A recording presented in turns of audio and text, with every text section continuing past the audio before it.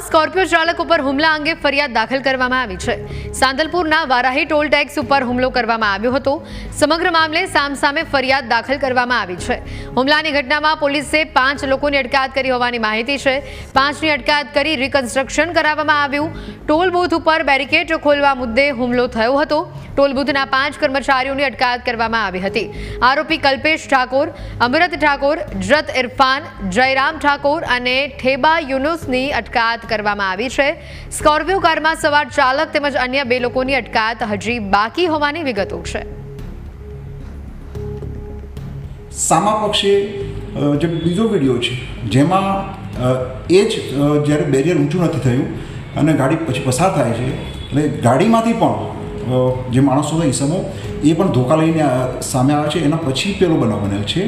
એટલે એ બાબતે આરોપીઓ તરફથી પણ જે ફરિયાદ થયેલી છે જે ગાડીના ચાલક અને બીજા 2 ઈસમો વિરુદ્ધ. આમ જે સ્કોર્પિયો ચાલક હતા એમના ઉપર જે હુમલો થયેલો એ બાબતે પોલીસે કાયદેસરની કાર્યવાહી કરેલ છે અને 5 આરોપીઓને અટક કરેલ છે, જેમાં 3 ઠાકોર છે અને 2 મુસ્લિમ કોમના છે. પોલીસે કાયદેસરની કાર્યવાહી કરી આરોપીને અટક કરેલ છે અને સામા જે નોંધાઈ છે એમાં પણ પોલીસ કાયદેસરની કાર્યવાહી કરશે.